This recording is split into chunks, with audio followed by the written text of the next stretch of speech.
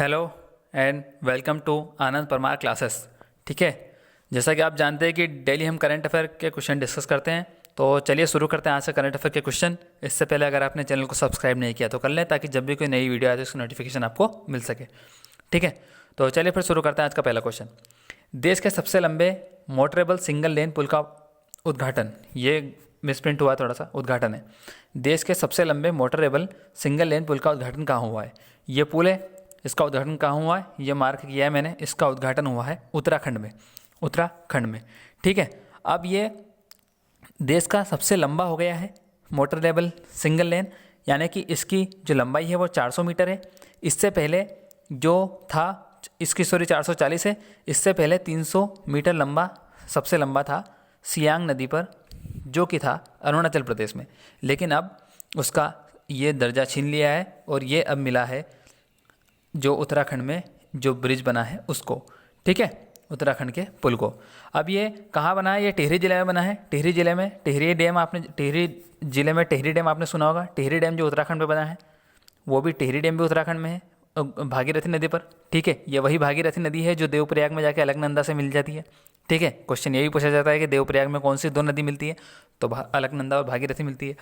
ठीक है, तो ये डैम बेसिकली जो उत्तराखंड में बना है। हालांकि इसमें इतना ही, और क्या एक्स्ट्रा इन्फॉर्मेशन मैं आपको दे सकता हूँ, लेकिन ब्रिज से रिलेटेड आपको एक्स्ट्रा इन्फॉर्मेशन मैं दे सकता हूँ। जैसे कि आपसे अगर सबसे बड़ा रोड ब्रिज पूछे तो वो है भूपेन हजारिका, जो ढोला सादिया ब्रिज है असम में। ठीक है, जिसे हम ढोला सादिया भूपेन हजारिका दोनों नाम से जानते हैं। ठीक है, और सबसे लंबा रेल और रोड कंबाइन ब्रिज की पूछे तो वो है बोगीबिल ब्रिज। पिछली बार नरेंद्र मोदी ने इसका उद्घाटन किया था, ये भी असम में है, ब्रह्मपुत्र नदी पर है। ठीक है, तो भागीरथी नदी पर जो मोटरेबल सिंगल लेन पुल का उद्घाटन हुआ है, ये कहाँ हुआ? उत्तराखंड में। उत्तराखंड के सीएम त्रिवेंद्र सिंह रावत इसका उद्घाटन करेंगे। कब उद्घाटन करेंगे? 9 नवंबर को इसका उद्घाटन करेंगे। 9 नवंबर को उद्घाटन क्यों करेंगे? क्योंकि सन 2000 में 9 नवंबर के दिन ही यूपी से अलग होकर उत्तराखंड बना था, यानी कि उत्तराखंड का स्थापना दिवस 9 नवंबर को है, इसलिए 9 नवंबर को त्रिवेंद्र सिंह रावत इसका उद्घाटन करेंगे। ठीक है, इसको डोबरा चाठी ब्रिज भी बोला जा रहा है। ठीक है, तो ये बेसिकली इसके बारे में था। अगला क्वेश्चन है, CAQM का नया अध्यक्ष किसे बनाया गया है? CAQM क्या है? CAQM है commission for air quality management, commission for air quality management. ठीक है, इसका जो नया अध्यक्ष बनाया गया है वो है MM कुट्टी को बनाया गया है। ठीक है, MM कुट्टी को। अगला क्वेश्चन है, शांति और विकास के लिए विश्व विज्ञान दिवस, शांति और विकास के लिए विश्व विज्ञान दिवस यानी कि world science day for piece and development कब मनाया गया? तो ये 10 नवंबर को मनाया गया। इसे आप वर्ल्ड साइंस डे भी बोल सकते हैं। ठीक है, अब मैं आपसे पूछूं कि हम नेशनल साइंस डे कब मनाते हैं, यानी कि राष्ट्रीय विज्ञान दिवस कब मनाते हैं? तो नेशनल साइंस डे मनाया जाता है 28 फरवरी को। 28 फरवरी को ही क्यों मनाया जाता है? क्योंकि 28 फरवरी को जो हमारे वैज्ञानिक थे चंद्रशेखर वेंकट रमन, इन्होंने रमन इफेक्ट की खोज की थी, स्कैटरिंग ऑफ लाइट, इसलिए हम उस दिन को नेशनल साइंस डे मनाते हैं। ठीक है, 1930 में इनको इस खोज के लिए नोबेल पुरस्कार भी मिल चुका था। ठीक है, चलते हैं अगले क्वेश्चन पे। किस राज्य की तेजपुर लीची को GI टैग मिला? देखिए, GI टैग क्या होता है? GI टैग होता है ज्योग्राफिकल इंडिकेशन, यानी कि भौगोलिक संकेतक। किसी चीज़ को DI टैग मिल रहा है, GI टैग यानी कि वो चीज़ उस पर्टिकुलर एरिए में ही प्रोड्यूस की जाती है और वो वहीं की फेमस है। ठीक है, और उसकी बहुत सारे गुण हैं और उसकी बहुत सारी गुणवत्ता के आधार पर उसको GI टैग मिला है। इससे जो लोकल किसान होते हैं, फार्मर होते हैं, वहाँ के जो हैंडीक्राफ्ट होते हैं, कई सारी चीज़ें जिस एरिया में ये GI टैग मिला उनको, उस एरिया के वहाँ के लोकल लोगों को फ़ायदा होता है।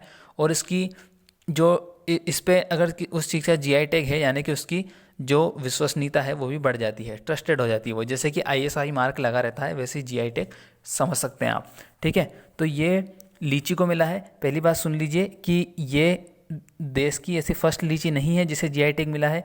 इससे पहले जो मुजफ्फरनगर की चीली है, बिहार के मुजफ्फरनगर चीली, उसको भी GI टैग मिल चुका है। तो जो मुजफ्फरनगर की जो चीली है, शाही लीची, वो ज़्यादा फेमस है एज़ कम्पेयर एज असम की तेजपुर चिली के। ठीक है, लेकिन GI टैग मिला है तो आपके लिए आपके लिए इम्पोर्टेंट ये हो जाता है कि आप केवल ये याद रखिए कि किस लीची को कहाँ का GI टैग मिला है।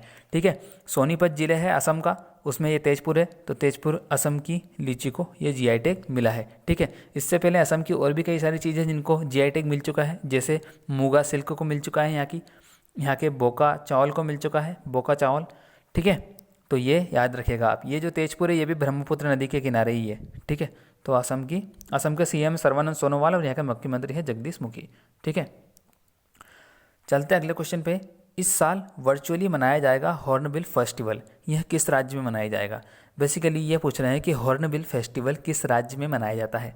तो हॉर्नबिल फेस्टिवल नागालैंड में मनाया जाता है, ये यहाँ पे नागालैंड। अब ये मैप में काफ़ी इंपॉर्टेंट है इसकी लोकेशन, क्योंकि कई बार एग्जाम में ये पूछा जाता है कि उत्तर से दक्षिण क्रम बताओ, और आपसे 4-5 नाम दे देंगे और आपसे पूछ लेंगे, ठीक है। तो ये याद रखिएगा, सबसे ऊपर है अरुणाचल प्रदेश, फिर है नागालैंड, मणिपुर, फिर है मिजोरम, नागालैंड, मणिपुर, मिजोरम, ठीक है। तो इस तरह से याद रख सकते हैं आप। नागालैंड के जो वर्तमान मुख्यमंत्री है वो कौन है। नागालैंड के वर्तमान मुख्यमंत्री है नेफ्यू रियो, और नागालैंड के जो राज्यपाल है वर्तमान कौन है, वो RN रवि, ठीक है। कोहिमा नागालैंड की राजधानी है। और जिस तरह से नागालैंड में हॉर्नबिल फेस्टिवल मनाया जाता है, उसी तरह और भी कई सारे फेस्टिवल अपने स्टेट के लिए फेमस है, जैसे कि सरहुल मनाया जाता है झारखंड में। ओणम कहाँ मनाया जाता है, ओणम मनाया जाता है केरल में। एक पोंगल मनाया जाता है, पोंगल भी काफ़ी फेमस है तमिलनाडु का। एक वैसाखी मनाया जाता है पंजाब में, ठीक है। वैसाखी पंजाब में, पोंगल तमिलनाडु में, ओणम केरल में और सरहुल झारखंड में। तो ये भी आप याद रख सकते हैं, ठीक है। अगला क्वेश्चन है, विद्या बालन द्वारा अभिनीत कौन सी फिल्म ऑस्कर की रेस में शामिल हुई। तो विद्या बालन द्वारा जो ये एक्टिंग की गई है इस फिल्म में, इसका नाम है नटखट। ये ऑस्कर की रेस में शामिल हुई है, अभी ना इसको ऑस्कर मिला है ना इसके ऑस्कर के लिए नॉमिनेट हुई है, ठीक है। सिर्फ शॉर्ट फिल्म की तर्ज पर ये ऑस्कर में जाएगी, ठीक है। तो ये इसके बारे में इतना ही, और आई थिंक ये आज का लास्ट क्वेश्चन था। तो ठीक है, वीडियो कैसा लगा, अच्छा लगा हो तो लाइक कीजिए और कमेंट करिए, और प्लीज़ शेयर और सब्सक्राइब ज़रूर कीजिए, ठीक है। शेयर और सब्सक्राइब से हमें बहुत फ़र्क पड़ता है, ठीक है। तो चलते हैं फिर, बाय बाय।